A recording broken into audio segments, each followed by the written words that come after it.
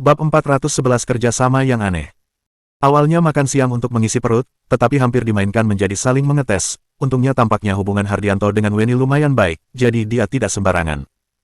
Tapi yang tidak bisa membuatku tenang adalah Weni tidak beritahu kami tentang hubungan mereka.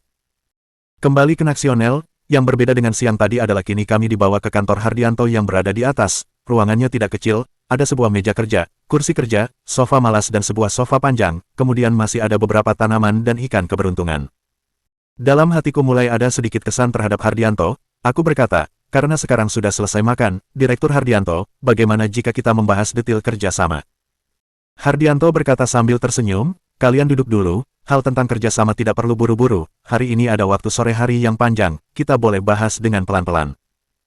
Dia mengatakan sambil menyuruh sekretaris membawakan beberapa gelas kopi kepada kami. Aku malah mengerutkan alis. Jujur saja jika membahas masalah seperti ini bukan di ruang rapat, melainkan di kantor akan terasa tidak begitu baik. Tetapi Hardianto malah tidak kelihatan ada maksud untuk membahas inti masalah, jadi masalah ini menjadi sedikit susah. Saat sekretaris sudah mengantarkan kopi kemari, aku berbasa-basi, Direktur Hardianto, dengar kabar siang ini Anda lumayan sibuk. Hardianto tertawa keras berkata, benar, memang ada sedikit urusan, memalukan jika kuceritakan, tetapi juga tidak takut kalian menertawakannya. Siang hari sebuah perusahaan lain, mereka juga ingin bekerja sama dengan kami, tetapi aku hanya mengajak mereka minum teh, setelah itu menyuruh mereka pergi. Setelah mengatakannya, dia melihat keluar jendela dan membuka lebar kedua tangan. Perusahaan nasional kami walaupun tidak sehebat dulu, tetapi sekarang juga bukan berarti sembarang perusahaan ada hak untuk bekerja sama. Aku dan Alex sambil bertatapan, sepertinya ada yang aneh, jika memang perusahaan yang datang saat siang hari tidak ada ancaman apapun terhadap kami, maka Denny Tong tidak perlu mengatakan seperti ini pada kami, bahkan juga tidak perlu untuk menghubungi kami duluan. Tampaknya perkataan Hardianto tidak boleh dianggap serius sebelum tanda tangan kontrak. Dalam hatiku sudah memberikan dia sebuah kesimpulan, aku barusan mau berbicara, Hardianto berjalan ke samping ikan pembawa keberuntungan sambil berkata, Roman, lihatlah ini adalah ikan pembawa keberuntungan yang khusus dipelihara di kantorku. Beberapa tahun yang lalu ada seorang master Feng Shui melewati tempat ini. Dia mengajari kami untuk mengikuti aturan tertentu meletakkan ikan pembawa keberuntungan dan setelah masalah beberapa tahun ini aku berpikir, ternyata ikan pembawa keberuntungan ini memang sangat baik. Aku tertawa berkata, jika Direktur Hardianto menyukainya, ikan pembawa keberuntungan, maka ini memang berguna. Hardianto tertawa keras berkata, pantesan masih begitu muda sudah bisa menjadi orang hebat yang diutus oleh Direktur Denny. Memang pengetahuan yang sangat luas dan cara bicara langsung masuk ke hati orang. Weni selalu dengan tenang menikmati kopi, kini dia juga berkata, Direktur Hardianto, terus terang saja kali ini Roman dan Alex mengalami banyak masalah saat datang ke kota Shanghai. Sekarang mungkin kondisi tidak terlalu baik, tetapi waktu yang diberikan dari atas sangat sedikit dan menyuruh untuk diselesaikan dalam hari ini. Jika Direktur Hardianto lagi luang, bagaimana jika?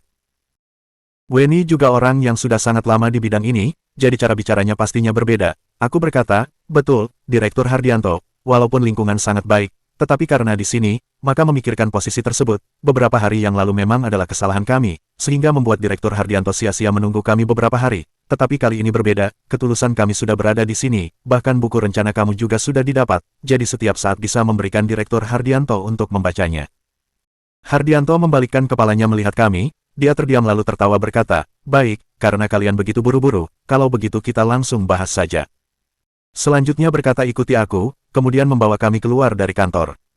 Berjalan ke ruang rapat, di meja diletakkan beberapa botol air, tampaknya belum ada jejak terbuka, tempat duduk juga sangat rapi, kelihatannya tidak seperti pernah dipakai orang lain. Hatiku menjadi sedikit tenang, perusahaan sebelumnya yang datang saat siang hari tidak mendapat pengakuan dari Nasional, tetapi kenapa? Rasa meragukan tumbuh, aku melihat ke arah Weni, kini dia sedang melihat layar, dia sama sekali tidak menyadari tatapan aku yang di belakangnya seperti pencuri. Hardianto duduk di tempat utama, kami duduk dengan berdekatan, kemudian sekretaris Hardianto berjalan kemari, duduk di depan kami dan mengeluarkan sebuah dokumen. Melihat gaya ini, tampaknya pembahasan bisnis yang formal akan dimulai, walaupun sebelumnya sudah ada persiapan dalam hati, tetapi kini jantungku berdetak semakin kencang karena adegan yang sangat serius dan tegas. Di depanku adalah sebuah kontrak seharga 2 triliun. Tapi di dalam syarat perusahaan grup Waring, yang diinginkan dari 2 triliun ini hanya saham sebanyak 5%, dan hak untuk masuk ke jajaran direksi. Terhadap jumlah persen dari saham, Denny Tong pernah berkata padaku jika dia pernah melakukan pemeriksaan, beberapa perbandingan pemegang saham di Nasional lebih rendah, jadi pastinya hak kekuasaan juga terpisah dengan sangat parah. Pemegang saham terbesar adalah sebuah perusahaan investasi, saham yang dimilikinya sebanyak 15%, dia jauh lebih banyak dari orang lain. Dan pengusaha pemegang saham kedua hanya memiliki 8%, jika kami mendapat 5% saja, berarti kerjasama ini sudah boleh dimulai. Karena kalian sudah punya persiapan sejak awal, jadi aku terus terang saja. Hardianto melihat aku kemudian tertawa berkata, perusahaan kami memang sangat mementingkan kerjasama kali ini, dilihat dari segi strategi, bisa melewati segala arah, kebetulan cocok dengan keputusan dari bagian atas dan dari segi perusahaan, satu-satunya perusahaan yang bisa menolong gedung besar, selain perusahaan modal Ventura lainnya, hanya ada perusahaan Anda saja. Setelah mengatakannya, dia melihat ke sekretarisnya dan berkata, ini juga alasan aku mau menunggu begitu lama. Sekretarisnya menganggukkan kepala berkata, betul, ini adalah kontrak yang disusun perusahaan kami, ini adalah batas yang minimal kami, jika perusahaan Anda tidak mencapai syaratnya, maafkan kami. Sekretaris wanita ini sangat seksi, tetapi juga sangat sadis, dia langsung memberikan dokumen di tangannya kepadaku. Aku menelan air liur, yang terlihat di mataku adalah beberapa tulisan yang dipertebal dan aku dalam seketika langsung terkejut.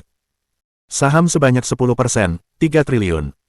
Saat melihat dokumen ini, bola mataku sudah mau jatuh keluar, syarat yang begitu bagus, perusahaan sebelumnya tidak melepaskan hanya karena memiliki sedikit kemampuan saja, tetapi tidak disangka malah bisa didapatkan oleh perusahaan Waring. Aku menarik napas yang dalam dan tetap tidak berani percaya. Aku memberikan dokumen kepada Alex. Saat dia melihat dokumen ini, dia juga terkejut. Direktur Hardianto, numpang tanya apakah perusahaan Anda serius dengan proposal ini. Aku juga melihat ke arah Hardianto, bahkan napasku juga menjadi berat. Jika dia mengatakan serius, takutnya aku juga akan bangun karena tertawa. Ini adalah makanan gratis yang jatuh dari langit. Ini benar-benar adalah makanan yang jatuh tidak tepat kemudian diantar oleh pengantar makanan secara gratis kepada kami. Hardianto tertawa berkata, pasti benar, apa menurut kalian berdua, dengan kekuatan perusahaanku bisa bermain candaan serendah ini dengan kalian.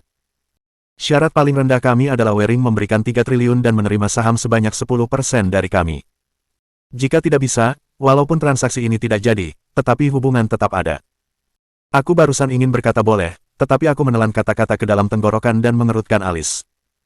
Kita semua tahu jika tidak ada makan siang gratis di dunia ini, apa sebenarnya yang terjadi. Sangat aneh. Bab 412 misi besar selesai. Suasana di sini menjadi hening, aku sedang berpikir apa sebenarnya yang terjadi, apakah ini adalah sebuah jebakan, aku melihat ke arah Weni, dia tetap dengan diam-diam menikmati kopi. Melihat tatapanku yang mengarah padanya, Weni juga menaikkan kepalanya, kebetulan pandangannya tertuju padaku, Weni tersenyum dan muncul 2 buah lesung pipi yang dangkal di pipinya. Dalam hatiku dengan sedikit tenang berkata, baik, karena Direktur Hardianto begitu loyal, maka kami tidak sungkan lagi, aku boleh mewakili perusahaan grup Waring menerima saran dari perusahaan Anda, tetapi detail yang lebih dalam mungkin masih harus dipastikan lagi. Hardianto tertawa keras, Roman, bukan, Direktur Roman memang sangat terus terang, karena kamu tidak ada masalah, maka Direktur Alex. Alex juga sadar kembali dari kejutan seketika, dia menggelengkan kepala berkata, aku juga tidak ada. Hardianto berdiri, dia mengambil sebuah dokumen dari sekretarisnya dan memberikan kepada kami, berkata, ini adalah surat minat kerja sama antar bisnis, silakan Direktur Roman dan Direktur Alex melihat-lihat, jika kalian merasa tidak ada masalah, maka sudah boleh ditandatangani, di bagian atas ini adalah beberapa persyaratan umum dari perusahaan kami dalam kerja sama antar dua pihak, misalnya persentase saham, harga dan hak yang berhubungan. Aku langsung mengambilnya, surat minat ini tidak panjang, hanya ada 2 lembar, setelah dilihat sekilas tampaknya tidak ada masalah apapun, dalam hatiku merasa terkejut dan senang, kebahagiaan datang dengan terlalu tiba-tiba. Aku sekali lagi melihat ketentuan di surat minat kerja sama ini, aku berkata, tidak ada masalah, kalau begitu kita mulai kerja sama dari syarat ketentuan surat minat ini. Aku berdiri setelah mengatakannya, Direktur Hardianto, selamat bekerja sama. Hardianto mengulurkan tangannya padaku, aku langsung menggenggam, selamat bekerja sama.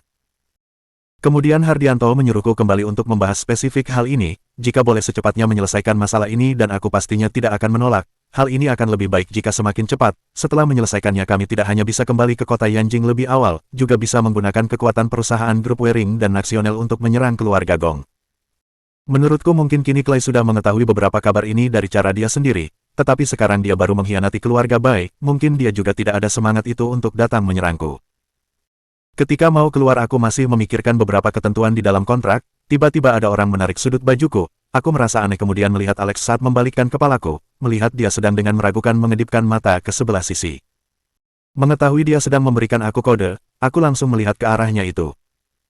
Walaupun sekarang adalah jam kerja sore, tetapi gedung kita berada sekarang hanya ada beberapa kantor saja, jadi jarak antar sesama lumayan jauh, terutama mungkin Hardianto sudah beritahu dari awal jika sore ini ada rapat, jadi tidak ada orang yang menyadari gerak-gerik kami yang aneh. Melewati sudut tangga, aku barusan ingin berbicara, Tiba-tiba melihat ada dua bayangan orang di sisi jendela depan lorong sedang membahas sesuatu, aku langsung buru-buru berjalan mundur. Alex berusaha mengecilkan suaranya berkata, "Roman, itu adalah Wenny dan Hardianto." Aku mengerutkan alis, "Lihat dulu." Aku mengatakan sambil sedikit mengeluarkan tubuhku, agar aku bisa mengintip dan suara perkataan mereka juga dengan patah-patah terdengar ke telingku. Walaupun aku merasa bersalah kepada Wenny karena melakukan hal ini, tetapi hubungan dia dengan Hardianto membuat aku merasa semakin aneh. Aku juga teringat perusahaan Nasional yang begitu mudah untuk kerja sama dengan kami, kemungkinan besar berhubungan dengan Wenny. Dalam hatiku sedang berpikir, tatapanku malah tertuju kedua orang yang sedang berbicara. Wenny berkata, "Direktur Hardianto, kerjasama kali ini dengan perusahaan grup Waring adalah kesempatan yang sulit didapatkan oleh Nasional. Kamu harus mengambil kesempatan ini dengan baik." Hardianto menganggukkan kepala, "Pasti, Pasar Selatan tidak bisa dikatakan tidak besar. Jika kita bisa berdiri tegak melalui kerjasama kali ini, maka harus banyak berterima kasih dengan info kamu. Jujur saja sebelum aku datang ke sini, aku tidak menyangka begitu banyak. Jika bukan karena saran dari Direktur Wenny, mungkin perusahaan kami akan kehilangan kesempatan berharga ini. Kemudian jangan beritahu Roman dan yang lainnya tentang hubunganku dengan perusahaan Nasional, walaupun bukan masalah besar, tetapi juga tidak terlalu baik jika diketahui mereka." Wenny melihat keluar jendela. Hardianto tertawa berkata, "Direktur Wenny, apa aku bisa menanyakan hal pribadi Anda?" "Pasti boleh, kita sudah kenalan lama, tanya saja." Wenny menjawab tanpa membalikkan kepalanya. Kenapa Direktur Wenny begitu menyukai Roman? Menurutku walaupun Roman anak muda itu memiliki sedikit potensi, tetapi dia juga tidak terlalu baik hingga membuat wanita seperti Direktur Wenny mencintainya dengan begitu tulus. Nada bicara Hardianto dipenuhi dengan tawaan, Wenny juga tidak memedulikannya, ekspresinya yang diam seakan-akan tenggelam di dalam kenangan. Aku juga tidak tahu, dalam dirinya memiliki sesuatu yang sangat menarik perhatian orang. Saat kuliah kami adalah teman kuliah, hanya saja saat itu dia sudah punya pacar, jadi aku juga tidak mengatakannya. Lagi pula masalah jodoh ini sangat ajaib, siapa yang bisa menjelaskannya? Saat Wenny berbicara ada sebuah angin yang berhembus dari jendela, helaian rambut Wenny bergoyang seperti menari, melayang seperti dewa. Hardianto tertawa kuat, "Baik, memang wanita yang hebat, Direktur Wenny. Tidak peduli bagaimanapun kali ini tetap harus berterima kasih padamu. Jika ada waktu, aku sangat ingin membahas kerjasama antara perusahaan Anda dengan perusahaan Nasional. Kemudian semoga Direktur Wenny dengan Direktur Roman menghasilkan kabar baik secepatnya." Wenny mengeluarkan suara menghina, ekspresinya memerah berkata, "Direktur Hardianto, kamu juga tidak muda lagi. Kenapa kamu berbicara masih begitu sembarangan? Intinya kamu tidak perlu mengkhawatirkan masalah lain. Kamu lebih banyak mengurus masalah kerjasamamu dengan perusahaan grup Waring saja." Setelah mengatakannya, dia langsung memutarkan badan sambil melambaikan tangannya. Dia berjalan ke arah kami. Aku dengan Alex dengan panik langsung bersembunyi ke dalam kamar sebelah, hingga sudah berlalu beberapa menit baru keluar setelah meyakinkan Wenny sudah turun. Alex melihat tidak ada orang di samping, berkata, "Mungkin mereka sudah turun, ayo kita pergi. Akan tidak enak jika ketahuan. Tidak disangka aku anak direktur dari perusahaan real estate Ansen juga bisa melakukan hal yang memalukan seperti ini. Nanti ayah pasti akan memukulku setelah pulang." Aku dengan tidak fokus menjawab sambil memikirkan percakapan mereka berdua, karena mengikuti arah angin, jadi perkataan Wenny dengan Hardianto hampir semuanya terdengar di telingaku. Dan aku juga sudah mengerti setelah mendengarnya, perusahaan Nasional bisa begitu mudah bekerja sama dengan kami, ternyata tidak hanya karena Wenny pernah mengatakannya, melainkan juga karena kerja sama kali ini, tidak peduli untukku atau untuk Nasional, tetap adalah sebuah cara yang menguntungkan, bahkan mereka boleh menggunakan kesempatan ini untuk membuka sebuah dunia di Pasar Selatan. Dan karena Denny Tong memanggil aku datang ke sini untuk membahas kerjasama, mungkin dia dari awal sudah menyadari masalah ini, dia pasti ada mempertimbangkan untuk dirinya. Bab 413 liburan datang lagi. Sosok Denny Tong, semakin mengenalnya semakin merasa dia adalah orang yang penuh dengan akal dan rencana, tidak peduli kapanpun, kamu tetap akan didorong dia untuk jalan ke depan. Intinya kerjasama kali ini membawa keuntungan untuk dua pihak, tetapi detailnya Denny Tong yang menang atau Nasional yang bangkit kembali, semuanya tidak berhubungan denganku. Yang kupedulikan adalah jika kerjasama kali ini berhasil, maka seberapa besar tekanan dari perkembangan Denny Tong kepada keluarga Gong. Pastinya kerjasama kali ini pada dasarnya dikatakan sudah berhasil, juga menandakan setelah aku menyelesaikan semua masalah dan kembali ke kota Yanjing, maka sebagian besar posisi CEO adalah milikku. Aku menarik napas panjang, dan tadi aku baru mengetahui jawaban dari sebuah masalah. Dalam perbincangan Wenny dan Hardianto ada mengungkit perusahaan Anda perusahaan lawan kemudian menggabungkan beberapa masalah ini, sulit untuk tidak ingin mengetahui kebenarannya. Perusahaan Wenny berada juga sedang dengan Nasional menjalin kerjasama yang lumayan penting. Aku hanya bisa tersenyum pahit, tidak disangka hal yang begitu simpel bisa mempersulit aku begitu lama. Saat turun ke bawah, aku melihat di bagian resepsionis sedang melayani seorang wanita yang elegan dan indah, siapa lagi jika bukan Weni. Weni tertawa berkata, kalian kemana saja, kenapa begitu lama baru turun? Aku berkata, tadi Alex mencret, jadi aku tunggu dia sebentar. Petik 2. Alex baru mau berbicara, setelah mendengar aku mengatakan seperti ini, ekspresinya langsung menjadi canggung dan tidak melawan, dia hanya menatapku dengan kemarahan. Weni pastinya tertawa, berkata, Alex, kamu boleh pergi ke apotek beli beberapa obat, kamu adalah orang dari bagian utara, jadi sangat normal jika tidak terbiasa dengan cuaca dan makanan di bagian selatan. Alex langsung menolak, sekarang sudah sembuh, sudah sembuh. Weni seperti merasakan ada yang aneh, dia melihat kami berdua dengan tatapan yang meragukan, pastinya kami berdua berpura-pura tampak serius, kami tidak mungkin membocorkan kabar apapun. Weni menggelengkan kepala berkata, baiklah. Karena masalah kalian di sini sudah selesai dibahas, maka aku antar kalian pulang, beberapa hari lagi saat kalian mau pergi, beritahu aku lebih awal. Aku menganggukkan kepala, kemudian memutarkan kepala dan melihat ke belakang, aku tidak tahan untuk meraba surat minat di dalam tas kerja. Bagi kami, yang kubahas dengan Hardianto adalah sebuah surat minat ini, jika kami sudah menandatangani surat minat ini, satu kontrak 2 set, jadi kami semua sudah ada keyakinan di dalam hati, pastinya juga sudah boleh mulai membahas beberapa syarat tambahan.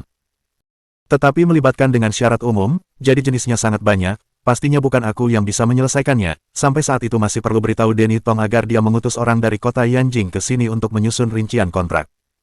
Teringat sampai sini, aku tiba-tiba merasa santai, ternyata jadi petinggi juga lumayan gampang, hanya perlu membuat rencana pengembangan umum saja, sisanya diserahkan kepada orang lain sudah bisa.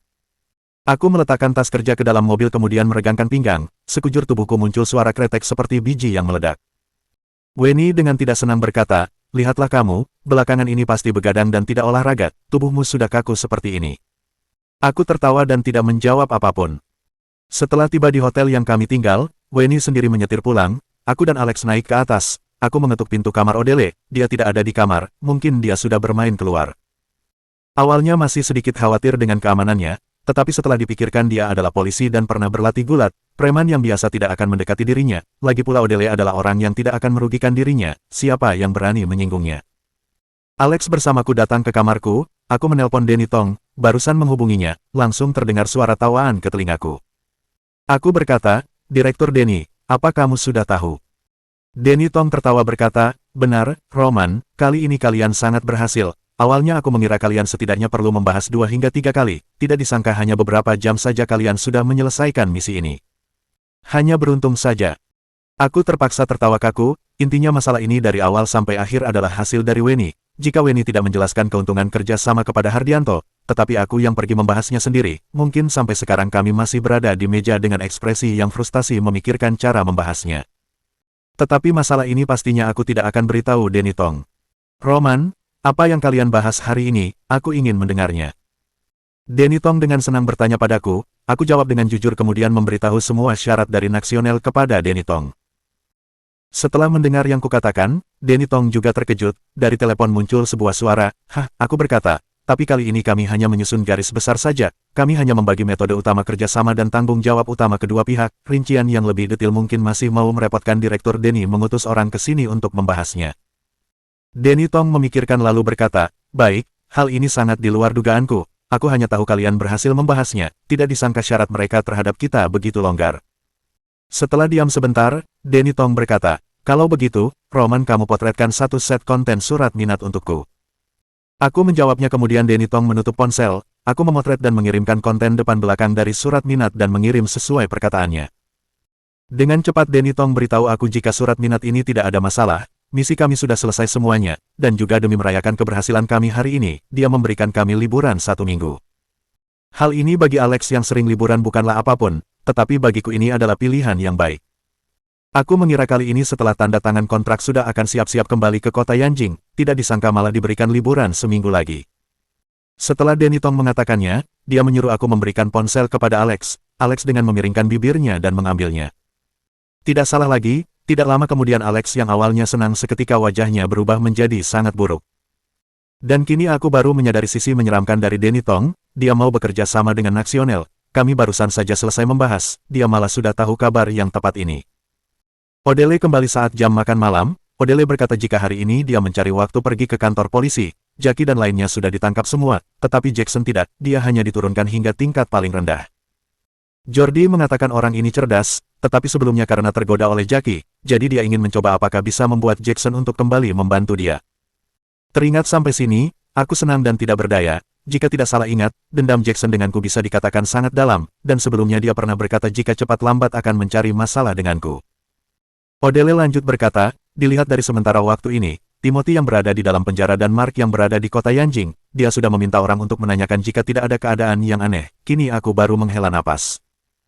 Selesai makan malam sudah jam 7, aku berencana untuk pergi mandi, tetapi ponselku tiba-tiba bergetar. Kubuka itu adalah sebuah nomor tidak dikenal. Aku menekan menolak telepon, tidak disangka menelpon lagi. Aku menekan tombol angkat, kemudian mendengar sebuah suara yang familiar dari telepon. Roman, aku adalah Harry Huang, apa kamu masih ingat aku? Aku memikirkan sebentar, dia adalah teman kuliahku, anak dari orang kaya. Sebelumnya saat aku membahas proyek CBD di Chiang Rai, salah satu orang dari kelompok yang datang wisata adalah dia. Bab 414 Harry Huang. Terakhir kali di Chiang Rai, mereka awalnya selalu bersikap meremehkanku, hingga kemudian mereka membuat masalah dengan pasukan bawah tanah. Aku meminta bantuan Bruce, dan akhirnya masalahnya baru selesai, kemudian karena masalah ini dia mengubah sikapnya terhadapku. Hanya saja aku tidak tahu untuk apa dia menelponku saat ini. Tentu saja aku ingat. Setelah selesai mengatakannya, aku berhenti, dan ingin melihat apa yang ingin dia katakan. Harry Huang berkata, jadi begini, Roman, beberapa hari lagi aku memiliki beberapa teman yang mau pergi ke Thailand, tetapi dengar-dengar Thailand tidak terlalu aman. Lalu, aku teringat padamu, Roman, kamu mengenal banyak orang di Thailand, bisakah kamu membantuku yang dulunya teman sekelasmu ini? Aku langsung mengerutkan kening, apa pekerjaan mereka? Keamanan di Thailand tidak bisa dibandingkan dengan dalam negeri, tetapi jauh tidak seperti yang kamu katakan. Mengenai apa yang dikatakan Harry Huang, aku tentu saja tidak akan dipuji olehnya hingga terbang ke langit. Aku malah merasa ada masalah di dalam kejadian ini.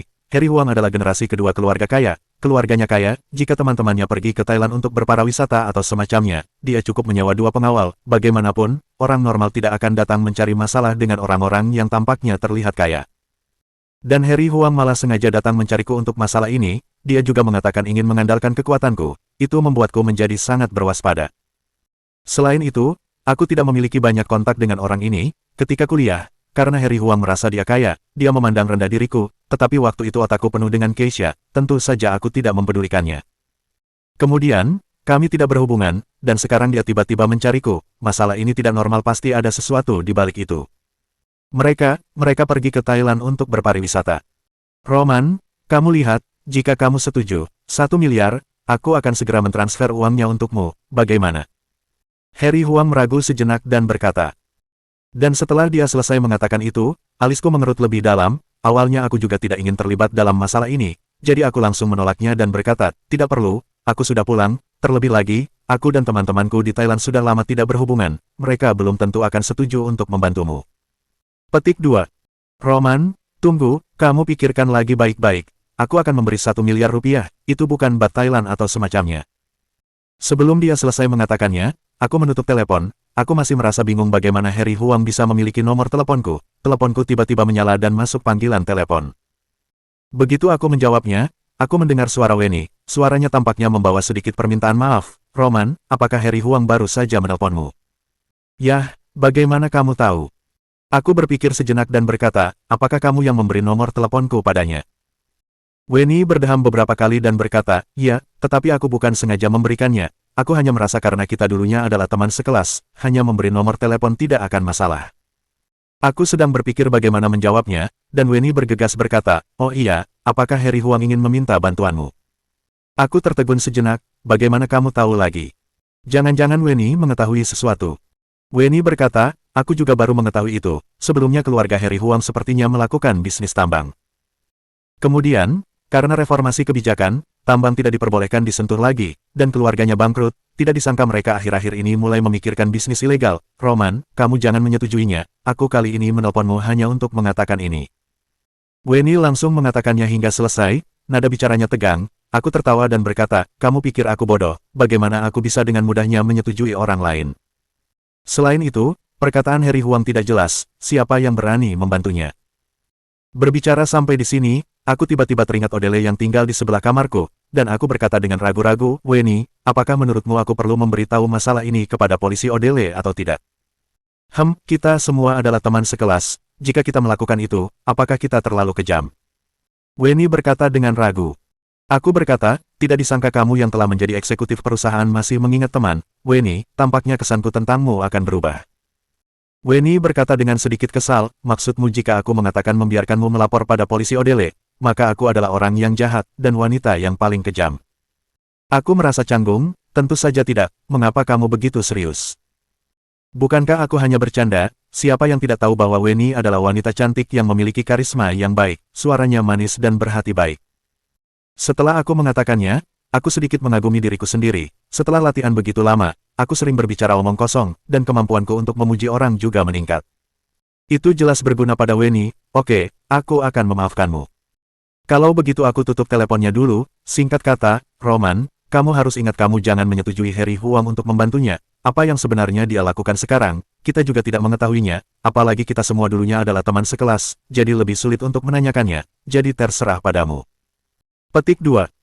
Aku mengobrol dengan Weni sebentar lagi, kemudian menutup telepon. Aku melihat 2 catatan panggilan di telepon. Aku merasa lega, Harry Huang ini terlalu meremehkanku, hanya beberapa kata dia ingin memberiku 1 miliar, jika bukan ada masalah apa lagi namanya. Mungkin dia juga melakukan bisnis tertentu dengan seseorang. Aku bergidik ketika memikirkan aku akan menanggung konsekuensi ini.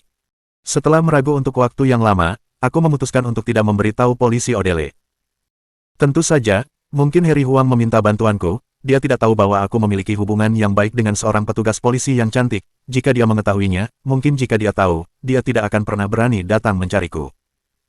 Setelah selesai beres-beres aku berbaring di tempat tidur, di luar jendela masih terang, lalu lintas masih ramai, suasana hatiku menjadi tenang. Singkat kata, perjalanan nasional hari ini, memberiku pengakhiran yang sempurna di kota Shanghai kali ini.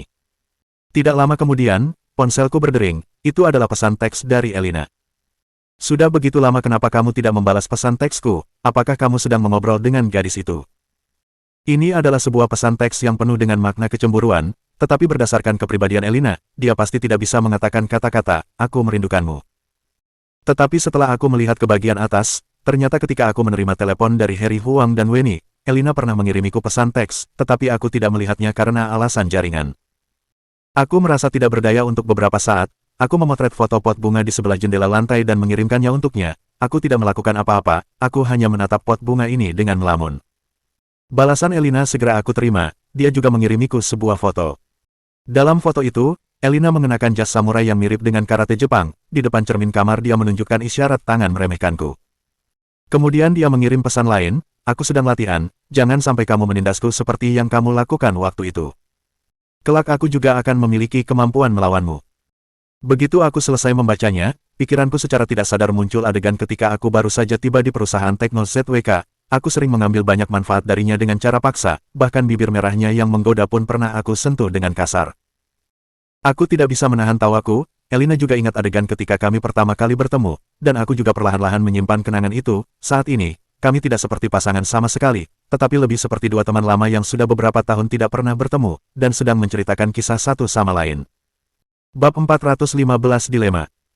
Aku tersenyum, fasilitas hotel sangat lengkap. Aku pergi ke tempat gym untuk meminjam sepasang sarung tinju, dan meletakkan ponselku di samping. Aku membuka pemotretan selang waktu, dan mengambil foto yang terlihat sangat gagah, lalu mengirimkannya ke Elina. Aku berkata, jangan mencoba mengancamku, pria baik tidak melawan wanita, tetapi begitu aku bertindak, aku pasti akan menang. Elina mengirim kata, bah kemudian dia tidak membalasku lagi. Tidak disangka setelah beberapa saat dia mengirim satu foto lagi, lalu malam ini kami masuk ke dalam semacam perbandingan yang membosankan. Akhirnya, aku tidak tahu dari mana dia menemukan pisau semangka. Pisau tajam itu membuatku yang melihatnya menjadi panik. Elina jelas sedang menakut-nakutiku, tetapi aku tidak bisa menemukan peralatan yang lebih hebat daripada pisau semangka, jadi aku hanya bisa dipaksa untuk mengakui kekalahan. Elina terus bangga di hadapanku untuk beberapa waktu, lalu kami mengucapkan selamat malam satu sama lain dan bersiap-siap untuk tidur. Pada saat ini, sudah hampir jam 12, aku berpikir dalam hati, jika Elina bangun keesokan harinya dan menyadari bahwa dia memiliki mata panda, apakah dia akan marah hingga menghentakkan kakinya, kemudian memarahiku atau tidak? Aku bangun pagi-pagi keesokan harinya, sarung tinju yang aku pinjam dari tempat gym tadi malam masih diletakkan samping tempat tidur. Aku mengambil napas dalam-dalam, udara pagi hari benar-benar menyegarkan. Setelah beres-beres dengan cepat, aku berjalan ke pintu sebelah dan mengetuk pintu Odele. Lalu aku teringat karena sekarang tidak ada masalah lagi, maka aku tidak perlu membangunkan mereka dengan tergesa-gesa, biarkan mereka tidur sedikit lebih lama. Tidak disangka, Begitu aku berbalik, pintu Odele terbuka. Dia menguap dengan memakai piyama. Dia membuka matanya yang mengantuk, menatapku dan berkata, "Roman, kenapa kamu bangun begitu pagi?" Aku tertegun sejenak, lalu melihat pemandangan indah di depanku. Aku tidak bisa menahan diri untuk menelan air liur. Odele memang pantas disebut polisi cantik di Biro Kepolisian Kota Yanjing. Tidak peduli apakah figur tubuhnya maupun wajahnya, itu benar-benar sempurna. Tetapi sayangnya, biasanya hanya bisa melihatnya mengenakan seragam polisi. Seperti sekarang, Odele mengenakan piyama, leher putihnya yang mulus, bagian tubuhnya yang berbentuk dan godaan piyama, itu semakin membuatku merasa haus. Dan kami hanya dipisahkan dengan jarak 1 orang, aku bahkan bisa mencium aroma samar-samar tubuhnya. Odele membeku sesaat, wajahnya memerah, dan dia mengomel, "Bajingan." Saat berikutnya dia bergegas berbalik masuk ke kamar, kemudian pintu kamar dibanting hingga tertutup. Aku berdeham, lalu memotong angan-anganku dan masuk ke kamarku dengan tidak tenang. Setelah menutup pintu, aku diam-diam merasa senang lagi. Untungnya aku tidak menyentuh Odele, kalau tidak Elina pasti akan memotong tanganku. Aku pergi ke lantai bawah sendirian untuk sarapan, kebetulan tidak ada kerjaan, jadi aku pergi berjalan-jalan di jalan kota Shanghai. Harus diakui bahwa kota Shanghai yang sebagai salah satu kota paling maju di dalam negeri, tidak peduli kemakmuran atau kepadatan penduduknya tidak bisa dibandingkan dengan kampung halamanku, kota Guilin, bahkan beberapa tempat lebih baik daripada kota Yanjing. Meskipun masalah tadi pagi sedikit canggung, tetapi Odele juga tampaknya tidak mempedulikannya, ia tidak pernah menyebutkan kejadian itu, seolah-olah itu tidak pernah terjadi. Hanya saja Alex mengeluh terus-menerus, tidak tahu siapa yang berdebat di luar koridor pagi ini, itu membuatku terbangun di tengah mimpi. Sial, lain kali jika aku menangkapnya, aku pasti akan memberinya pelajaran. Petik 2. Aku bertanya dengan penasaran, mimpi apa yang membuatmu begitu bersemangat? Alex menyeringai dan berkata, mantan pacarku. Beberapa garis hitam muncul di dahiku. Dalam beberapa hari berikutnya, pada dasarnya tidak ada kerjaan apa-apa, dan satu-satunya hal yang berkaitan denganku adalah ketika aku kembali ke rumah pada hari ketiga, Odele mengatakan kepadaku bahwa teman lamaku ditangkap karena menjual barang-barang terlarang. Aku terdiam sesaat, teman lamaku menjual barang terlarang. Beberapa orang tiba-tiba muncul di benakku, Bayu. Christopher. Tidak mungkin Adam Luo bukan? Aku bertanya siapa, tetapi Odele mengatakan kepadaku bahwa setelah orang itu ditangkap, dia mengatakan jika bukan aku yang pergi sendiri, dia tidak akan menyebutkan namanya, dan aku menjadi semakin khawatir. Akhirnya, setelah aku pergi ke kantor polisi, aku mengetahui bahwa itu adalah Harry Huang. Aku langsung merasa sangat senang. Aku mengatakan kamu membicarakan bisnis besar denganku 2 hari yang lalu, yaitu melakukan hal ini. Wajah Harry Huang sangat pucat, dia tersenyum canggung sambil berkata, Roman karena kamu telah datang, maka bantu aku untuk memohon pengampunan, meskipun waktu itu kita tidak memiliki hubungan yang begitu baik, tetapi kita pernah makan bersama beberapa kali, dan memiliki sedikit hubungan.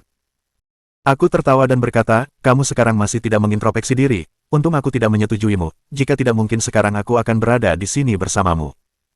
Harry Huang berkata, apakah kamu tidak memikirkan hubungan kita yang dulunya pernah menjadi teman sekelas sedikitpun? Aku belum berbicara, Odele mendekat dan berkata, jika Roman tidak memikirkan kamu adalah teman sekelasnya, maka dia sudah akan memberitahuku masalahmu 3 hari yang lalu. Harry Huang membuka mulutnya, namun tidak berkata apa-apa. Odele menatapku dan berkata, Roman, kelak masalah seperti ini, kamu harus memberitahu polisi terlebih dulu. Jika tidak, jika terjadi masalah, kamu juga harus bertanggung jawab. Apakah kamu tahu itu?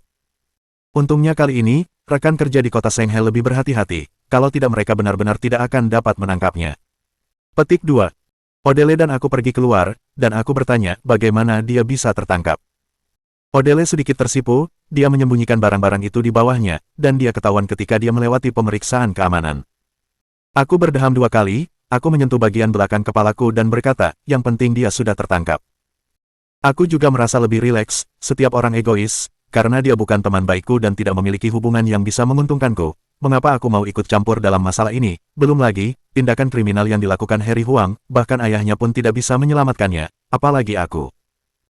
Dan dalam beberapa hari berikutnya, aku bermain ke banyak tempat, tidak ada pemandangan yang menarik di kota Shanghai. Weni mungkin mendapatkan beritaku dari Alex atau Odele, beberapa hari ini dia ingin ikut denganku berkeliling. Aku merasa tidak tenang, namun kerjasama dengan Nasional kali ini hampir sepenuhnya bergantung padanya, aku tidak enak langsung menolaknya. Lalu, ketika aku pergi keluar dengannya, aku selalu khawatir ketahuan oleh Elina. Meskipun wanita cantik di sebelahku sangat menarik, namun aku masih dalam situasi tidak tenang, dan yang lebih penting lagi adalah, aku harus tetap tersenyum optimis. Jika Weni tidak senang, selain aku akan merasa bersalah, mungkin aku juga akan menyakiti hatinya. Tetapi Elina bukan gadis yang mudah dihadapi. Sebelum Weni mengambil inisiatif untuk mengajakku jalan-jalan, kami hanya minum kopi sesekali, namun, sejak pertama kali pergi dengan Weni ke taman, tidak tahu Elina mengetahuinya atau apa, dia juga mulai mengajakku berjalan-jalan sesekali. Aku bahkan pernah berpikir, jika tidak ada liburan ini, dan jika aku sudah kembali ke kota Yanjing lebih awal, apakah itu akan jauh lebih baik, dengan begitu aku juga tidak perlu berada dalam keadaan dilema seperti ini. Liburan 1 minggu akan segera habis, aku melihat pengingat waktu di ponselku dan diam-diam menarik napas lega. Aku pikir aku akhirnya bisa kembali ke kota Yanjing untuk melapor. Tidak disangka Danny Tong memberitahuku bahwa bisnis kami dengan Jack di Thailand mengalami sedikit masalah. Aku harus pergi untuk mengurusnya sebentar. Terpaksa, aku dan Alex bersiap pergi ke Thailand lagi. Bab 416 Turbulensi. Alex dan aku pergi ke bandara setelah makan malam, karena masalahnya lebih mendesak, jadi Danny Tong memesan penerbangan tercepat untuk kami. Dan aku juga menelpon Jack untuk mengkonfirmasinya, tetapi Jack, Hekensu, Suchard, bagaimanapun, mereka tidak mahir dalam hal ini, bahkan jauh lebih tidak bisa daripadaku, jadi meskipun aku telah menanyakannya untuk waktu yang lama, namun masih belum mengetahui sebenarnya masalah apa yang terjadi, mereka hanya tahu bahwa sistem penjualan mungkin dimanipulasi. Dan hingga aku saat ini sudah mau naik ke pesawat pun merasa sulit mempercayainya, dengan kekuatan Jack dan yang lainnya di Thailand, jika ada yang berani menyentuh mereka, itu sama saja dengan menarik jenggot di sisi mulut harimau, cari mati. Alex awalnya juga enggan untuk kembali ke kota Yanjing karena ia telah mendapatkan pendidikan filosofi keluarganya sejak ia masih kecil, ia jarang memiliki kesempatan untuk pergi keluar. Oleh karena itu, menyebabkannya menjadi generasi kedua keluarga kaya yang aneh, ia terlihat seperti pria yang tidak serius, tetapi dia memiliki wawasan yang luas dalam bidang real estate. Ketika kami menerima berita dari Danny Tong, Alex tentu saja melompat kegirangan. Selama beberapa waktu ini kami berkontak di kota Shanghai, ia sudah lama mengetahui bahwa kekuatanku di Thailand tidak kecil, dan keamanan perjalanan ini lebih terjamin. Adapun Odele, kami bertiga awalnya berencana untuk kembali ke kota Yanjing bersama-sama, tidak disangka ada masalah yang tiba-tiba, jadi Odele sendiri yang pulang. Sebelum pergi, aku pikir dia akan menunjukkan keengganan, tidak disangka polisi wanita yang gagah itu langsung mengomel di depan pintu masuk hotel, "Roman, kamu tidak punya hati nurani." Itu membuat orang-orang pinggir jalan melirik ke arahku, dan aku hanya bisa tersenyum canggung.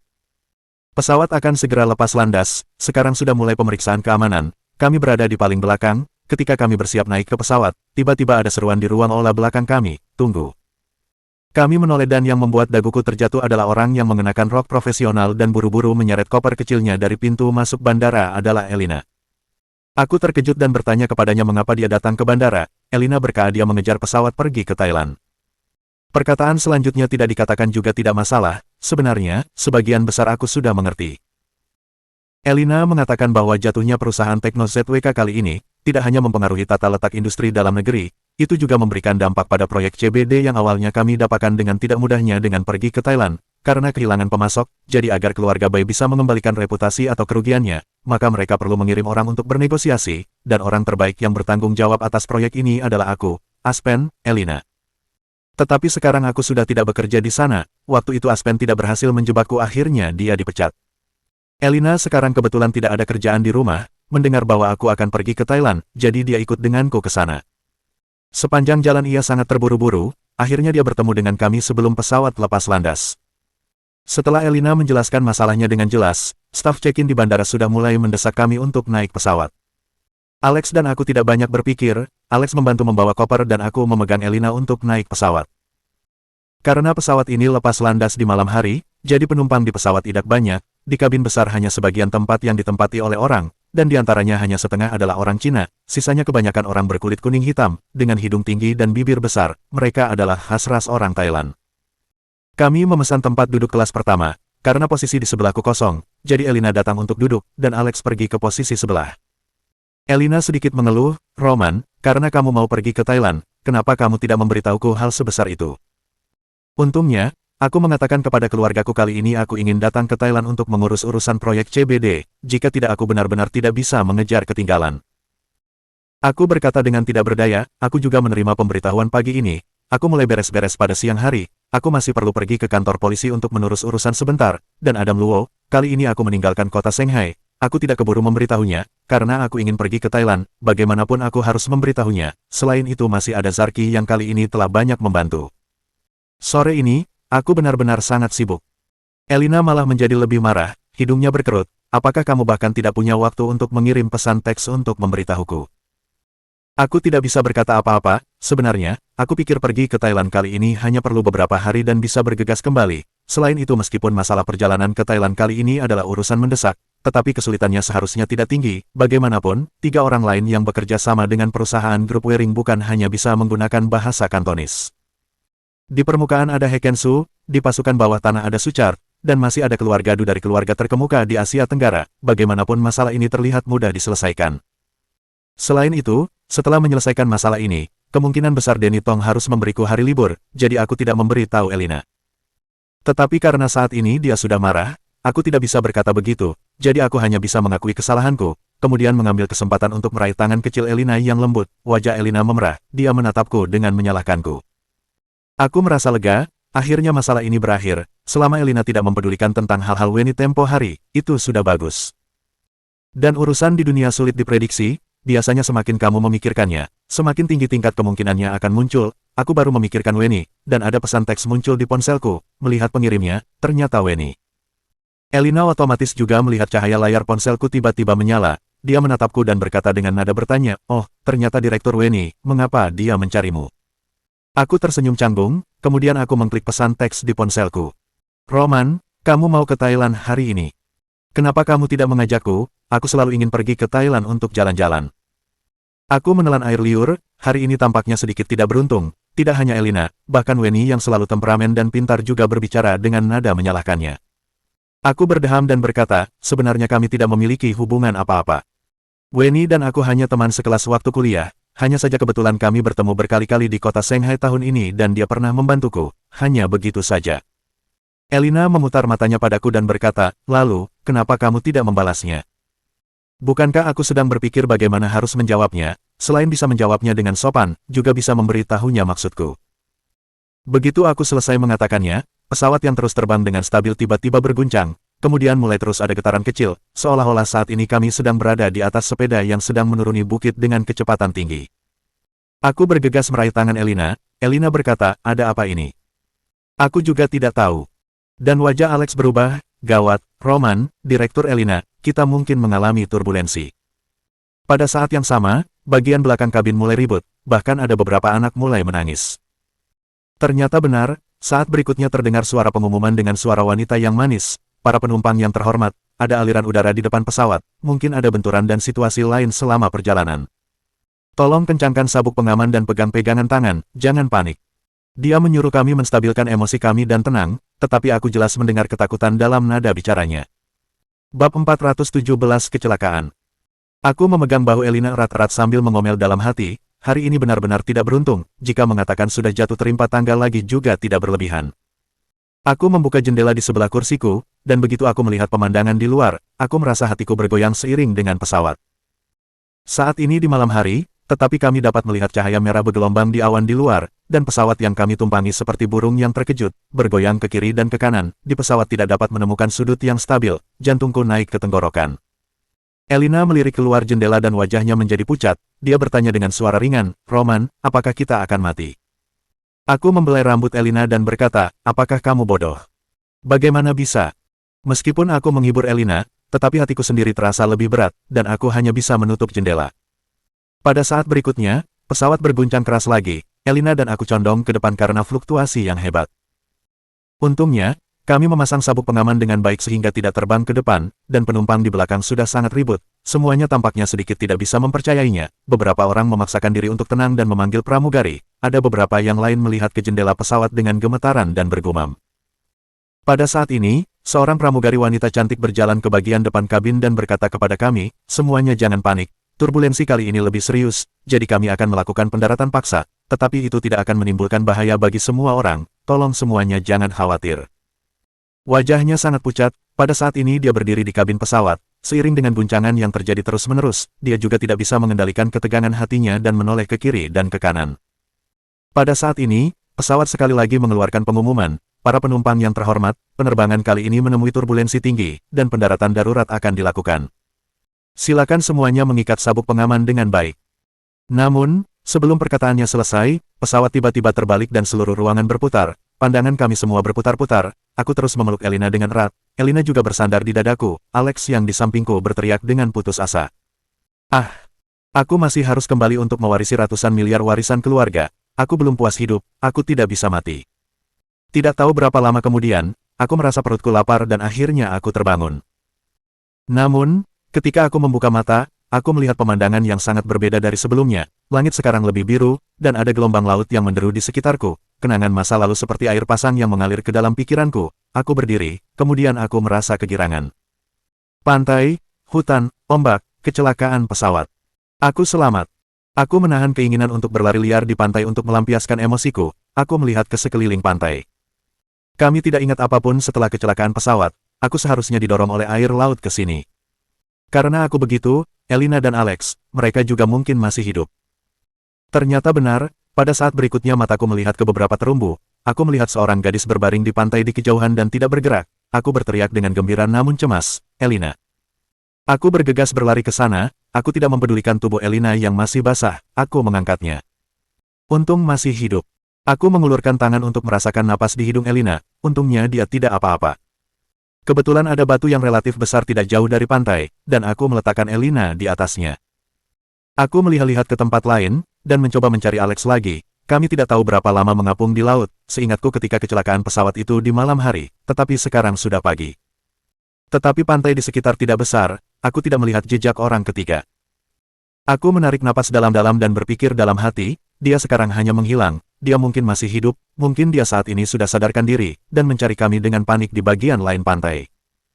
Ada banyak pohon kelapa di dekat sini, aku memanjat dengan cepat dan memetik beberapa buah kelapa besar, mungkin karena buah kelapa telah matang, begitu kelapanya terjatuh ke tanah, itu segera hancur menjadi beberapa bagian, dan air kelapa yang jernih mengalir keluar. Aku segera mencari sepotong kulit kelapa utuh, dengan sedikit air kelapa di dalamnya, dan membawanya ke sisi Elina. Pada saat ini Elina masih belum sadarkan diri, aku meragu sejenak dan bergumam, bagaimanapun, Elina, kamu cepat atau lambat akan menikah denganku, sekarang demi bisa membangunkanmu sesegera mungkin, kamu seharusnya juga tidak akan menyalahkanku. Setelah mengatakannya, aku memberanikan diri, melipat kedua tanganku, dan bersiap untuk memberikan pernapasan buatan. Namun, begitu aku menundukkan kepala, aku melihat sepasang mata yang tidak bersalah dan tatapan mata yang bingung. 4 mata saling bertatapan. Setelah keheningan singkat, wajah Elina tiba-tiba memerah untuk waktu yang lama, dan dia berkata, Roman, apa yang ingin kamu lakukan? Aku melihatmu belum sadarkan diri dan ingin memberimu napas buatan, tidak disangka setelah aku selesai bersiap-siap, namun belum mulai melakukannya, kamu sudah sadarkan diri. Aku berdeham dan bergegas mengambil air kelapa, aku mengangkat Elina untuk duduk di atas batu dan berkata, ini adalah kelapa yang baru saja aku petik, isinya akan aku berikan padamu nanti, kamu minum air kelapanya dulu. Elina mengangguk dan meminum air kelapa di tanganku dalam sekaligus, lalu dia menyentuh tubuhnya, dan mengeluarkan ponselnya, namun ternyata bagaimanapun dia mencobanya itu tidak bisa menyala.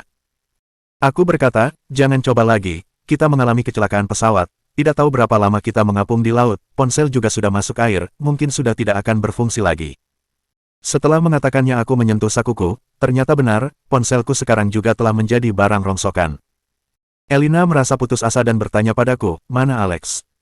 Aku tidak melihatnya, namun bagaimanapun sekarang di siang hari, kita istirahat sebentar, kemudian pergi mencarinya, tidak tahu seberapa besar pulau ini, dan apakah ada orang atau tidak, cepat atau lambat kita harus pergi melihatnya. Aku merentangkan tangan, dan memecahkan kelapa lain, aku mengambil isinya dan meletakkannya ke dalam batok kelapa, lalu menyerahkannya pada Elina, aku juga mengambil beberapa potong untuk dimakan. Tadi perhatianku tertuju pada Elina, saat ini, ketika aku mencicipi kelapa, aku merasa perutku sudah lapar, aku minum hampir 2 kelapa, dan membuatku sedikit kenyang. Ketika kami sudah kenyang, pakaian kami juga sudah dikeringkan oleh sinar matahari. Aku menepuk-nepuk bagian belakang Elina, lalu potongan besar garam laut terjatuh, wajah Elina memerah, tubuhku sedikit tidak nyaman, Roman kamu berbalik dulu. Petik 2. Aku menatapnya dengan terkejut, tetapi aku kira-kira sudah tahu apa yang sedang terjadi, dan aku berbalik sesuai keinginannya. Lalu terdengar suara Elina menghentakkan kakinya di belakangku, segera Elina berkata sudah selesai, dan aku berbalik. Elina berkata, Roman, kita sekarang sudah kenyang, kalau begitu ayo cepat cari Alex, selain itu pulau ini, tampaknya tidak kecil, kemungkinan besar ada orang yang tinggal. Petik 2. Aku merenung dan berkata, bahkan jika kamu tidak mengatakannya aku juga akan melakukan itu, dilihat dari matahari sekarang seharusnya sudah jam 2 sore. Ketika kita mencarinya, kita harus memperhatikan apakah ada tempat seperti gua atau sejenisnya yang bisa ditinggali, kita harus membuat rencana terburuk. Bab 418 terdampar di pulau tak berpenghuni. Kami memutuskan untuk mencari Alex di seluruh tempat, namun kejadian yang bertentangan dengan keinginan kami adalah kami perlahan-lahan menyadari suhu udara mulai turun, dan kami tidak melihat sesosok orang pun, bahkan hewan pun sangat sedikit. Untungnya, kami menemukan tempat tersembunyi di dekat dinding gunung yang tidak jauh dari pantai. Itu seperti sebuah gua dan menjadi tempat kami beristirahat. Kami memeriksa lingkungan sekitarnya dan memutuskan untuk tidur di sini malam ini. Karena tidak ada ponsel, jadi kami tidak dapat menghubungi orang lain, jadi sekarang kami memilih untuk menunggu penyelamatan di sini. Namun, Tuhan menyayangi kami, selama proses pencarian ranting kayu, kadang-kadang aku melihat barang-barang keperluan sehari-hari mengambang di laut, misalnya roti, cermindel. Aku berpikir sejenak, barang-barang ini seharusnya barang di penyimpanan pesawat yang keluar setelah kecelakaan pesawat. Aku tidak berniat untuk mempedulikannya, aku menyuruh Elina membantuku menjaga ranting kayu bakar di pantai, dan aku segera berlari ke laut untuk mengambil barang-barang yang mengambang di laut. Dan yang paling aku banggakan adalah kekuatan dan daya tahanku. Saat ini, itu sangat berguna. Aku bolak-balik, dan tak lama kemudian beberapa barang diletakkan di tepi pantai. Cermin, sekotak kecil korek api, beberapa potong pakaian dengan gaya pakaian pria dan wanita, beberapa selimut, dan beberapa botol besar air mineral. Aku merasa lega, saat ini kita tidak perlu khawatir, cuaca dan suhu di pantai berubah secara drastis, aku tadi masih khawatir bagaimana melewatkan malam ini. Elina berkata sambil tersenyum, kita bisa selamat dalam kecelakaan pesawat kali ini itu sudah sangat bagus, aku tidak berani meminta terlalu banyak. Lalu aku mengikat semua barang di tanah, lalu membawa buntalan itu, dan Elina memegang sekotak korek api di tangannya. Kami segera memindahkan barang-barang itu ke gua di dinding gunung.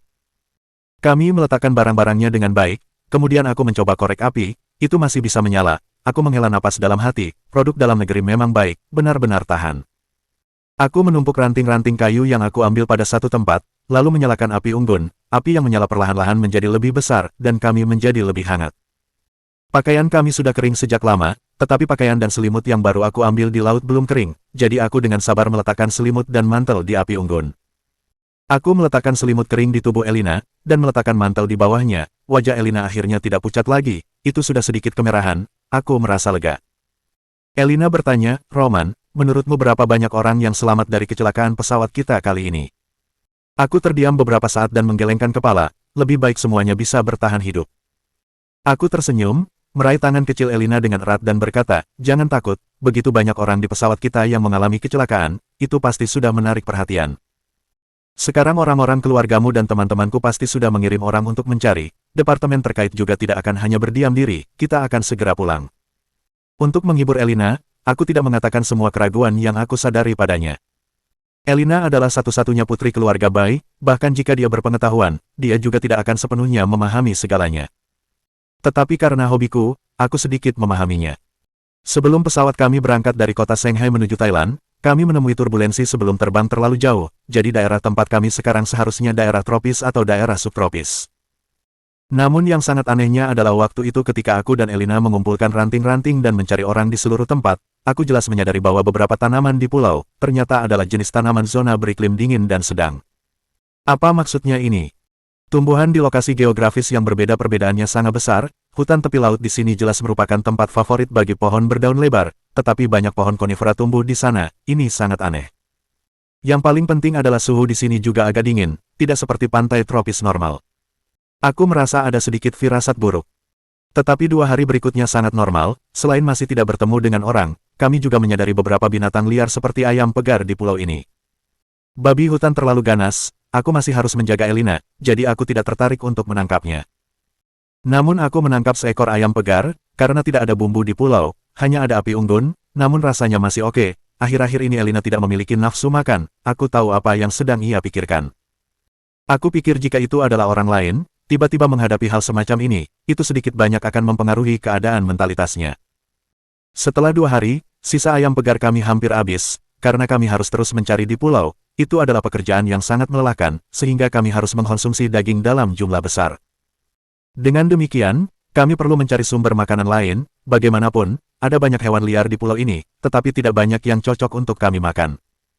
Aku tidak punya pilihan selain memancing di laut, tetapi kelincahan ikan laut jauh lebih hebat daripada ikan sungai, aku tidak menangkap 1 ekor pun selama setengah hari.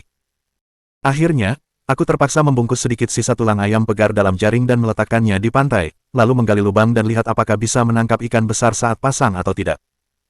Tidak hanya Elina tidak percaya, bahkan aku juga hanya berpikir ingin mencobanya. Bagaimanapun, bahkan para nelayan di pantai juga harus menggunakan jala ikan untuk menangkap ikan, apalagi kami. Yang mengejutkan kami, metodeku benar-benar bekerja dengan sangat baik. Setelah air surut, lubang yang aku gali sudah penuh dengan pasir, tetapi tulang-tulang ayam pegar di tempat yang aku tinggalkan sebagai umpan masih ada di sana, dan pada saat ini seekor ikan besar bersama dengan jaring tertimbun di sana. Elina dan aku sangat senang, bahkan ikan kecil dan udang kecil pun tidak kami melepaskan, ditambah dengan ikan besar, kami benar-benar bisa pesta hidangan laut, tetapi Elina adalah seorang wanita, melihatku memotong ikan dan memorong ayam, dia pergi menjauh. Dan kami telah menghabiskan 2 hari di pulau, lapar juga sudah lapar untuk waktu yang lama, meskipun makanan laut yang aku panggang tidak diberi bumbu apapun, tetapi rasanya tidak buruk. Elina tidak peduli dengan citranya lagi, dia memakannya dengan terburu-buru, tetapi karena itu terlalu panas, dia berteriak, dan dia menatapku dengan menutupi mulutnya dan ada air mata di matanya. Aku tertawa sambil meniup bibirnya, hingga Elina sedikit membaik, aku baru perlahan mulai makan. Yang tidak diduga adalah tak lama setelah kami makan, rerumputan di belakang pantai tiba-tiba mulai bergerak.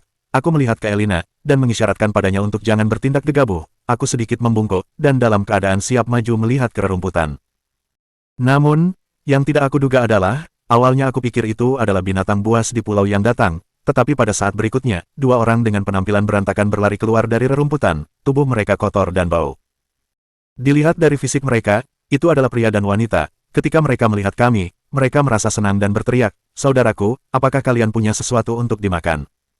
Beri aku sedikit, aku hampir mati kelaparan." Dia adalah orang Cina. Elina dan aku saling beratapan dan berkata, "Masih ada sedikit. Kalian ke sini dulu."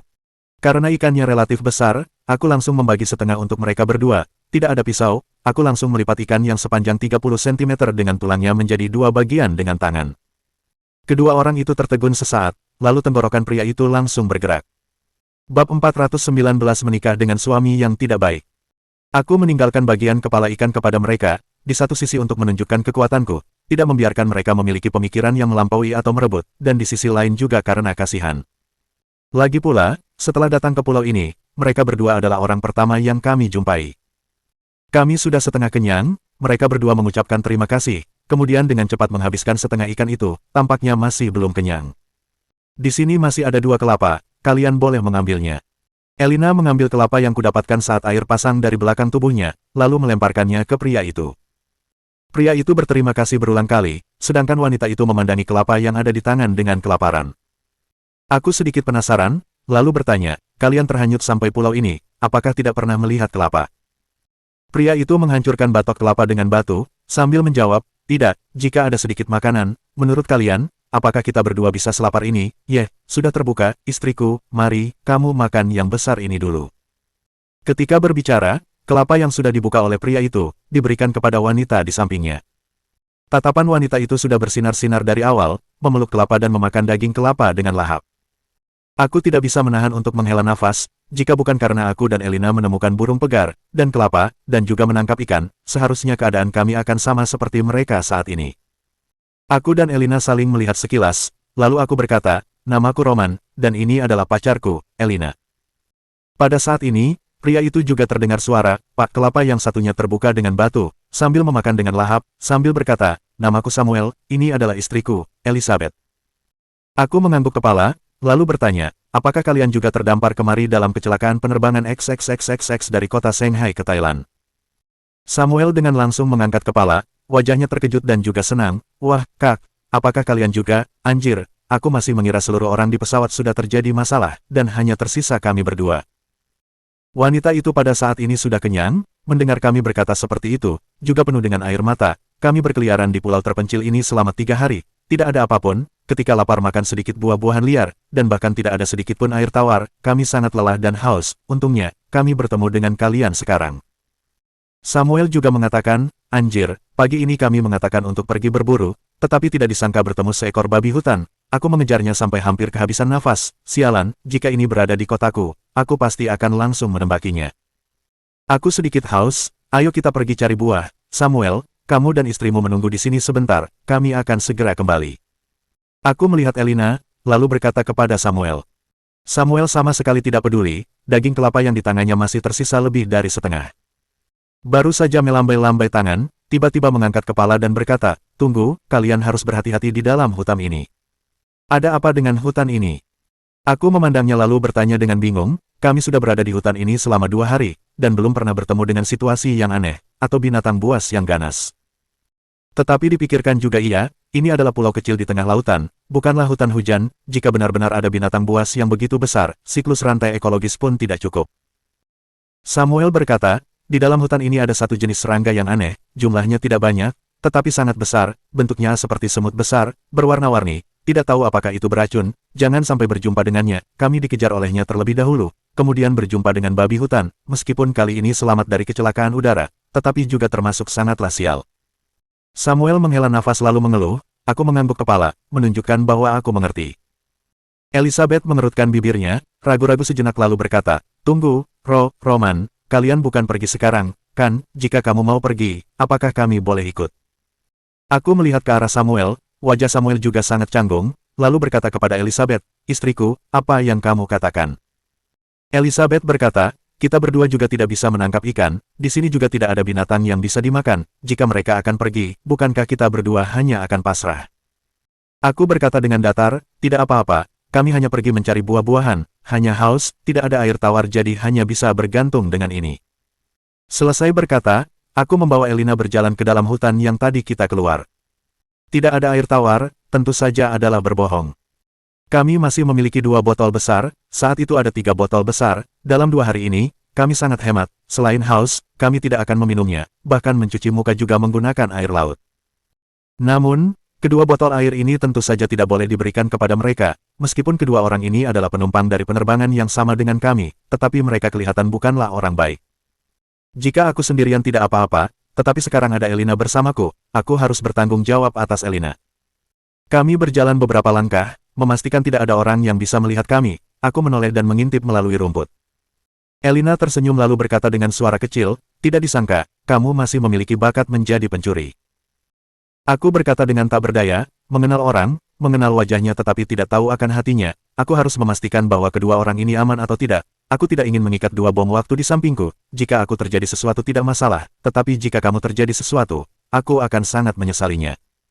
Elina tersenyum manis kepadaku, mengikutiku berjongkok di samping, kami berdua mengintip ke pemandangan api unggun di pantai. Hanya melihat Samuel telah memakan habis daging kelapanya, dan masih menjilati air kelapa di batoknya. Elizabeth memberikan setengah kelapa yang tersisa di tangannya, Samuel malah memukul dengan kuat. Samuel berkata dengan marah, bangsat, kedua orang ini juga terlalu kelewatan, kita semua terdampar di pulau terpencil, sekarang seharusnya adalah saatnya bekerja sama, tetapi malah menipuku. Elizabeth berkata, ada apa, mereka memberikan ikan kepada kita, dan juga memberikan kita kelapa, kelihatannya juga lumayan baik. Apa yang kamu tahu? Samuel memandang ke arah hutan, apakah kamu tidak menyadarinya, pakaian kedua orang ini sangat bersih, mana seperti kita, seluruh tubuh sangat kotor seperti pemulung, warna kulit di wajah mereka juga normal, tidak seperti kita yang begitu kuning. Maksudmu? Elizabeth tampaknya juga terpikirkan, perkataannya belum selesai dikatakan, Samuel langsung melanjutkan perkataannya, benar, kedua orang ini pasti memiliki daging dan air tawar, tidak apa-apa jika mereka tidak memberikan kita air, tetapi masih juga memberikan kita ikan yang mereka sisakan, benar-benar sialan, berapa banyak makanan mereka yang bisa kita habiskan. Elizabeth menelan ludah, Kak Samuel, mari kita lupakan saja. Raut wajah Samuel mendingin, lupakan apa, ketika mereka kembali, kita ikut pergi ke tempat persembunyian mereka, selama aku menemukan tempat daging dan air tawar, aku akan membunuh pria itu. Mengatakannya raut wajah Samuel berubah, dengan wajah penuh senyum licik, tetapi, wanita itu lumayan cantik, aku harus menikmatinya terlebih dahulu sebelum membunuhnya, mengatakan itu, aku sudah menahan selama 3 hari, cepat lepaskan celanamu. Bab 420 Peringatan. Kami tertegun sejenak, lalu mengerti apa yang akan terjadi selanjutnya. Wajah Elina sedikit memerah, dan berkata dengan menghina, kedua orang ini tidak tahu malu, tampaknya juga tidak boleh dibiarkan. Aku berkata, kalau begitu mari kita pergi melihat-lihat di samping dulu, nantinya baru kembali untuk membereskan kedua orang ini. Selesai mengatakannya, kami berkeliling satu lingkaran, dari dalam hutan sampai ke sisi lain pantai. Sejujurnya, aku tidak menyangka bahwa setelah aku memutuskan ikan dengan kuat, Samuel masih memiliki keberanian untuk menyerangku, dia bukan hanya ingin menyerangku, tetapi masih ingin menindas Elina. Elina adalah milikku sendiri, karena Samuel tidak ingin nyawanya, maka itu terserah padanya. Tetapi ketika kami tiba di pantai saat ini, aku dan Elina malah menemukan sesuatu yang berbeda. Ada seseorang yang berbaring di garis pantai tepat di depan kami. Tetapi ketika aku melihat orang ini, merasa ada sesuatu yang salah, karena bukan hanya gaya berbaringnya yang aneh, tetapi juga tidak bergerak sama sekali. Kemungkinan besar adalah orang yang sudah mati. Elina mengerutkan kening, aku dengan segera berjalan ke sana duluan, sangat cepat tiba di hadapan orang yang sudah mati ini. Orang ini mengenakan jaket abu-abu, wajahnya membengkak karena air luar, jadi hampir tidak terlihat rupanya, tetapi untungnya, perbedaan tubuhnya dan Alex sangat besar, aku bernafas lega diam-diam. Konsekuensi dari kecelakaan udara ini sangat serius, aku tidak sanggup menyelamatkan semua orang, permintaanku juga hanya dapat melindungi Elina dengan baik, dan keselamatan Alex saja. Dia membawa sebuah tas di punggungnya, aku menahan rasa jijik untuk membuka dan membongkarnya, tidak disangka menemukan sebuah pisau buah dan sebuah tiket pesawat yang telah terendam air laut. Aku membuka dan melihatnya, memang adalah penerbangan kami, tetapi tempat duduknya bukanlah first class. Menkonfirmasi lagi bahwa itu bukan Alex, di dalam hatiku muncul sedikit harapan. Tidak tahu seberapa besar pulau ini, aku dan Elina sudah berkeliling selama 2 hari, tetapi aku yakin bahwa tempat yang kami datangi tidak lebih dari 10%. Dan yang lebih penting lagi, hari ini kami bertemu dengan Samuel dan Elizabeth, dan nantinya mungkin saja akan bertemu dengan orang selamat lainnya. Memikirkan pemakaman adalah yang terpenting bagi orang mati, aku menahan bau busuk dari mayat lalu menyeretnya sampai ke tepi jauh dari pantai, dan mencari tanah yang lunak untuk mengubur mayatnya di bawah. Aku berkata, oke, aku merasa seharusnya sudah lumayan, aku pergi memetik beberapa buah lalu kembali. Elina mengangguk, lalu mengikutiku. Dengan asal memetik beberapa buah liar, juga tidak peduli apakah bisa dimakan atau tidak, aku memasukkannya ke dalam saku lalu berjalan ke arah api unggun. Kedua orang ini, Samuel aku pasti akan membunuhnya, karena orang ini sudah memiliki niat buruk, seperti sebuah bom, jika aku masih membiarkannya, mungkin saja akan meledak kapan saja. Kebetulan, di sini adalah pulau terpencil, selain Elina juga tidak ada orang yang melihatnya, dan lebih tidak mungkin ada orang yang datang menghakimiku. Ketika hampir tiba di pantai, aku mengintip melalui semak-semak. Dalam beberapa menit, celana Elizabeth sudah terlepas sepenuhnya, sedang mengerutkan bokong putih besarnya, sedangkan Samuel sedang berolahraga dengan teratur. Aku masih baik-baik saja, sedangkan Elina ketika melihat ini langsung memalingkan wajahnya. Dengan segera terdengar raungan dari api unggun, setelah 2 menit, aku menggerakkan semak-semak, berpikir dalam hati, bahkan kedua orang ini sangat bodoh seharusnya juga tahu bahwa kami sudah kembali. Dan benar, ketika kami keluar dari semak-semak, kedua orang ini sudah selesai membersihkan jejaknya. Samuel duduk di sana dengan terhormat, sedangkan Elizabeth, rambutnya masih berantakan, wajahnya juga ada sedikit kemerahan. Aku tersenyum sambil mengeluarkan buah dari sakuku, lalu meletakkan di tanah. Jika kalian berdua haus, maka makanlah ini. Samuel mengambil satu, lalu menyekanya. Ketika baru ingin memakannya, terhenti dan bertanya, apakah kalian sudah memakannya? Di dalam hutan ini ada buah-buahan yang tidak boleh dimakan. Tentu saja, aku tidak memakannya. Bahkan aku juga tidak tahu apakah buah itu beracun atau tidak. Aku berkata, tentu saja tidak. Hah, apa? Samuel tertegun, lalu raut wajahnya tiba-tiba berubah, dan memaki, sialan, apakah kamu sedang membohongiku? Aku tidak menunggu dia selesai berbicara, langsung menendangnya. Reaksi Samuel juga sangat cepat, berguling ke sisi lain dan menghindarinya. Aku tersenyum dingin lalu berkata, aku bukan hanya ingin membohongimu, tetapi juga ingin membunuhmu. Seperti kata pepatah, selagi kamu sakit maka ingin nyawamu. Samuel baru saja menyelesaikan sebuah pertempuran besar, sekarang saat Bagus sedang kehabisan tenaga, dan tidak bersemangat. Elizabeth belum tersadar kembali, Samuel sudah dipukuliku sampai hidung berdarah dan wajah membengkak. Aku mencengkram kera bajunya dengan kuat, mengangkatnya tanpa memperdulikan bau busuk dari tubuhnya. Wajah Samuel berubah menjadi warna merah, tidak berhenti memberontak, tetapi mana mungkin aku memberinya kesempatan. Pada saat ini, Elizabeth akhirnya sadar, berkata dengan terkejut, Roman, apa yang ingin kamu lakukan? Aku berkata dengan tersenyum dingin, perkataan yang baru saja dikatakan kalian, apakah sekarang sudah melupakannya? Menurutmu, apa yang ingin kulakukan? Aku baik hati tetapi malah dianggap sebagai niat buruk, kalau begitu hanya bisa mengantar kalian ke jalan kematian. Selesai mengatakan, aku melempar Samuel ke pantai dengan kuat, kemudian menendang perutnya. Mata Samuel langsung melebar, mulutnya terus meludahkan apa yang baru saja dimakannya, sangatlah menjijikan, juga kehilangan kekuatan untuk bertarung. Elizabeth terbodoh, setelah sadar, tanpa mempedulikan semuanya akan kemari untuk memukulku. Aku berbalik badan lalu memelototinya, jika kamu juga ingin mati, maka kemarilah. Elizabeth dibuat terkejut olehku, hanya berdiri diam di tempat, lalu berjongkok di tanah, dan mulai menangis. Aku mengerutkan kening dan berkata, Samuel belum mati, apa yang kamu tangiskan?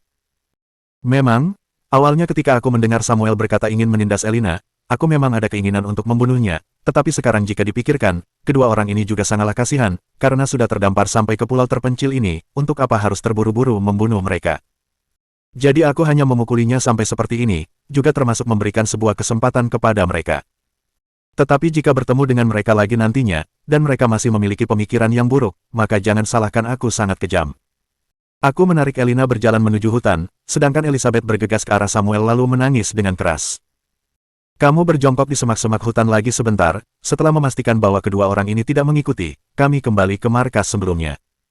Elina berkata, Roman, kedua orang itu, jika nantinya bertemu lagi, kamu harus sangat berhati-hati.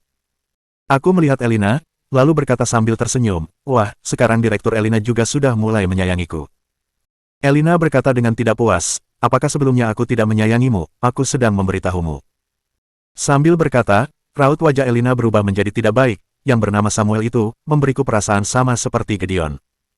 Pemikiranku dalam sekejap kembali ke dulunya yang sangat lama, pria gemuk itu ingin menindas Elina dengan paksa, lalu dihentikan olehku, jadi terakhir Gideon datang mencariku untuk balas dendam. Aku mengangguk lalu berkata, jangan khawatir, jika aku bertemu mereka lagi nantinya, dan mereka masih seperti ini, maka aku tidak akan berhati lembut lagi. Selesai berkata, aku meraih tangan Elina, dan berkata, sejujurnya, 3 hari sudah berlalu, tetapi sampai sekarang belum ada tim pencarian dan penyelamatan yang datang, aku merasa mungkin kita akan terdampar di sini untuk waktu yang lebih lama.